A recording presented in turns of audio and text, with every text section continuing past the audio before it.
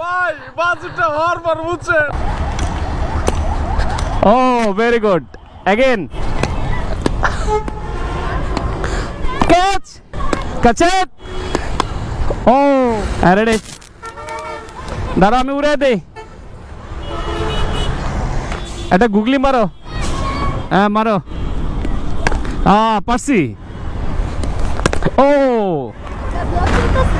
হ্যাঁ ব্লগ চলতেছে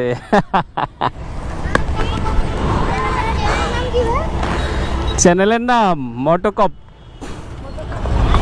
ও আপনি দেখেন আমি তাই ভিডিও দেখি আমি মোটকপ হ্যাঁ হ্যাঁ আপনি অনেক জায়গায় ভিডিও করেন ট্রাকের উল্টা রাস্তা আছে ওর রংলে হ্যাঁ তাই তুমি চিনছো মারে ভেরি গুড তুমি ভিডিও দেখো ওকে তোমার নাম কি আবির কোন ক্লাসে পড়ো ক্লাস 5 এ মাশাআল্লাহ ভেরি গুড আপলোড দেব হ্যাঁ আপনি ওই যে ওইখানে একটা ট্রাফিক ওই যে রং সাইডে আসছিল যে একটা ভিডিও বানাইছিলেন না জি জি ওটা আমি দেখছি আমিও দেখি আমার বাইকটা দেখে চিনা লাগছে আমার তোমরা গুড্ডিতে মাঞ্জা লাগাও মানজাতে এখন বুঝি না ওরা। অল্প করে ছাড়ো আর একটু টান দাও বাতাস ছিল না উড়াও উপরে উড়াও ধরো তোমার গুটি নাই তুমি উড়াও না আমি ঘুরি হতে পারি না। পারো না ওটা কান লাগাইছো এই কাগজ লাগবে এক সাইডে ভারী হয়ে রইছে তো হ্যাঁ এর লাগা এক কাগজ লাগাও আর বাহান আবার এক নাম আইবো কেন কত উপরে উঠে গেছে না শোনো খেয়াল রাখবা এই ঘুড়ি যাতে ওই দিকে না যায় এই সুতা দিয়ে কেউ যদি এদিক দিয়ে চলাচল করে বাইকার একদম গলা কেটে যাবো বুঝছো জান তোমার নাম কি দেবরা দেবরাজ আবির সিয়াম সিয়াম আব্দুল্লাহ এম আব্দুল্লাহ সাদ ফারহান ইরফান আহমেদ ভুইয়া এ বেডকার রাতুল আমার বেটা কোথায় মিস্টার 75 তুমি সাকিব আল হাসানকে পছন্দ করো তাই না ওর ফ্যান অলরাউন্ডার গেলে তুমি অলরাউন্ডার আর বলো তোমরা কি খাবো বলো না হ্যাঁ চিপস খাবো সবাই এই পটেটো চিপস সবার জন্য একটা করে নিয়ে আসো ওকে আবার সেইখানে সেই প্ল্যান্টেশন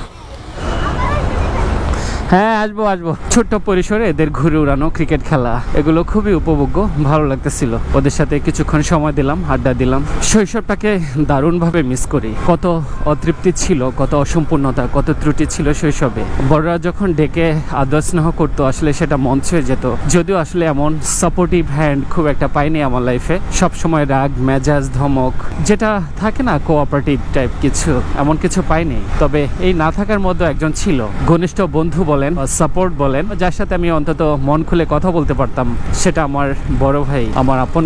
ভাইয়া দেশের বাইরে থাকেন আমার ইমিডিয়েট আরো বড় দুজন ভাই তার মধ্যে সবার বড় যিনি তার কথা বলতেছে এই ভাই আমাকে সবসময় ছোটবেলায় অনেক ধরনের কথা বলতেন অনেক মানসিক সাহস শক্তি সাপোর্ট যেটাই বলে না কেন ভাইয়ের কাছ থেকে আমি সবসময় পেতাম এরপর দেখতে দেখতে নিজের অজান্তেই কবে জানি বড় হয়ে গেলাম তারপর দায়িত্ব তো আজকে ভিডিও করতে গিয়ে আমার ঘনিষ্ঠ ছোট ভাই ফেরদৌসের একটা কথা মনে পড়ে গেল কি সুন্দর বাছুর দেখছো এটার বয়স হবে কয়দিন বলো তো 7 থেকে 10 দিন হ্যাঁ 8-10 দিন হবে আর বেশি হবে না এখানে একটু দাঁড়াও এখানে একটু দাঁড়াও আচ্ছা বলো ক্যামেরার সামনে এসে বলবো এই রাস্তার উপর আচ্ছা বলো শুনি আচ্ছা বল বাছুর বললেন না হ্যাঁ এই বাছুর আর মানুষের মধ্যে অনেক মিল আছে কিরকম মিল এই বাছুর দেখবেন এই যে যখন নতুন হইলো না হ্যাঁ একদম লাফাই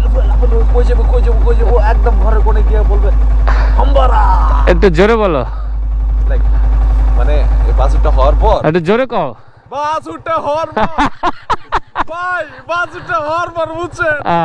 এই লেন্স মাথায় লইয়া এ লাফাই গিয়া আচ্ছা এমনি করে বুকটা বাইর করে দিয়ে বলবে আচ্ছা হাম্বারা